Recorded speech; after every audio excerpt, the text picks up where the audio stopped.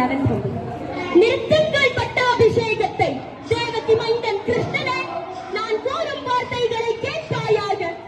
ஓர் தாயின் ஹிருதயத்திலிருந்து வெளிப்படும் குமரனின் மொழியை கேள். பல பிள்ளைகளை ஈன்றவளுடைய ஹிருதய பூமிதான் துக்கத்தின் கோர தாண்டவத்தை பார். யாம் அனைவரும் உன்னுடைய கைப்பாவைகளாக விளங்கினோம். இருக்கும் ஏன் எமது வாழ்வில் கோர தாண்டவம் புரிந்தாய்?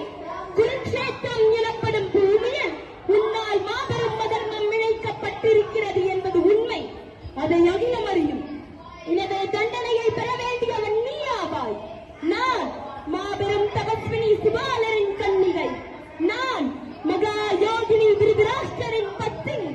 நான் பெரும் மகாத்யவதி குருவின் ராஜமாதா காந்தாரி.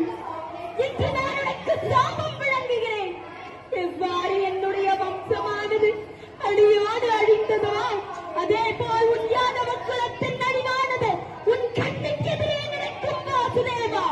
வனவிலங்குகளுக்கு இணையாக உன் யாதவ குலத்தின் வீரர்கள் மற்றவர் உதிரம் பருகுவர்.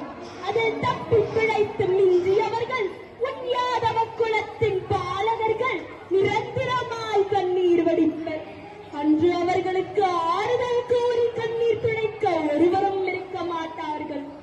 எவ்வாறு இன்று இந்நகரமானது கலையை இழந்து இருளில் மூழ்கியுள்ளதோ அதே போல் ஒரு நாள் உன் நகரமும் சமுத்திரத்தில் மூழ்கி அழிவை பெறும். உனது நகரில் ஜொலிக்கும் தங்க பவனங்கள் ஆழியலையால் அவிழ்த்தப்பட்டு ஆழ்கடலை அடையும். அதோடு நீ ஓர் கொடும்பலத்தில் அஸ்திரங்கள் ஏதுமின்றி ஓர் விலங்கை போல் அழைத்துக் கொண்டிருக்கும் வேளையில் வனத்தில் வாழும் வேடனால் புதைக்கப்படுவாய் வாசுதேவா. வாழ்வில் புத்திரர்களை இழந்த ஓர் தாயின் ஹிருதயத்தில் இருந்து வெளிப்படும் சாபம் இதுவரை பொய்த்தது கிடையாது. மன்னித்தர